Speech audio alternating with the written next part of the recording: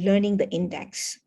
So why we have to learn any index, IOTN, discrepancy index, occlusal index, peer review index, PAR index?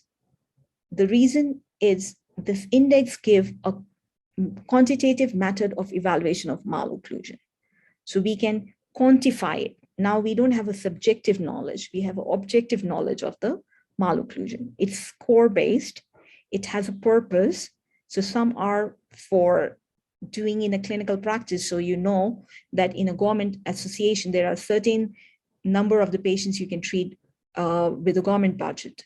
So you use the IOTN index so that only with the critical cases should be treated and justified, okay? And sometimes you use index to see the outcome of your treatment. So the PAR index, which you do before treatment and you do the after treatment, and you see what difference your orthodontic treatment actually produce. The same is discrepancy index. So this discrepancy index, it's designed by American Board of Orthodontics. So if you ever, inshallah, go abroad and you present your cases in the American Board of Orthodontics, you have to fill this sheet for your patient.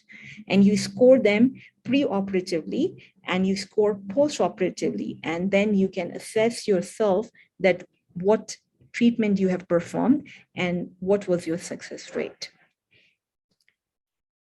So here at the practitioner level, I think the basic index you need to know is IOTN. Okay, this index is developed in the UK. It's used in the public funded hospital to give priority to the patient who needs the most treatment. It's essential to use treatment index of treatment need before initiation of the treatment, so you know from where you started, and and it justify why you're treating patient or you are over treating patient. Okay, so the patient never tell you that, oh, I never need braces. It's you who put braces. Okay, so this gives you a very good sound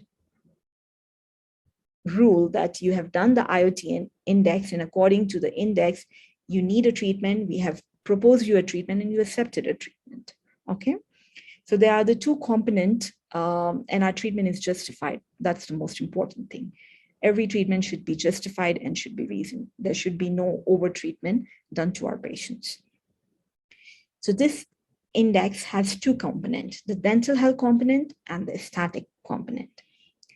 So the aesthetic component is basically for a patient to see their appearance and understand. Okay, so we give them the chart where we show them the picture of teeth in different arrangements, and we ask them that you see the mirror and now you see this chart, and they are not a complete exact replica, but what you think in what category your face look like. So the patient who is very conscious and very stressed and who really want to have treatment will give you more score or maybe justify their score. But those people who think their teeth are okay, even though they are in this condition, but they give you this score.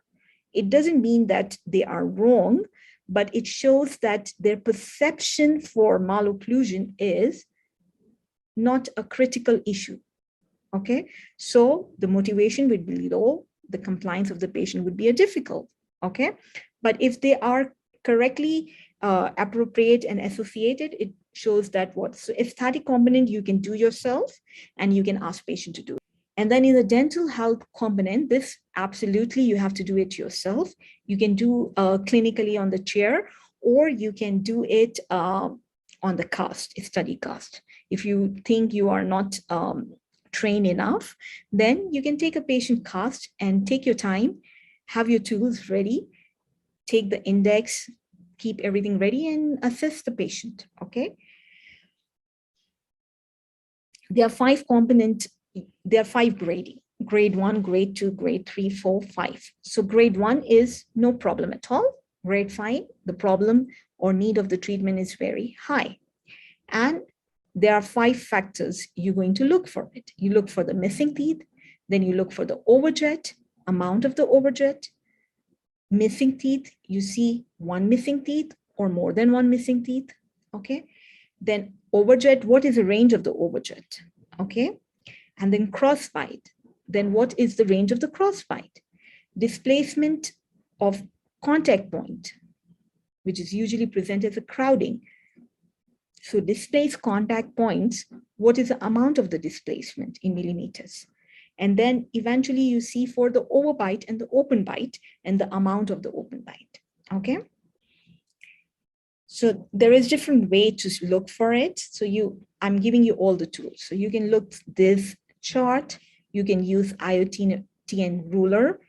You can even go and study here if you are confused that maybe I feel is 4B, but I don't know. Then you can come back here and read exact prescription and find it out, okay? And this is a very quick chart, okay? And you can take a number and to re-verify, you come here and see the description that it should fit, okay? Once we start practicing, we will explain it more, but here you can see that it's a figure is given 5H, 5S, 5I, and there is a condition. So you have to look for that particular condition in your case, and then you find in the chart which particular number is the best. So now we're going to start this exercise. I want you keep this with you in a phone or in some other digital format in front of your eyes. So you can see this and you can able to read this. So coming to the exercises, we start the exercise for today is we have to classify the type of malocclusion, and then we have to do index grading IOTN standard, okay?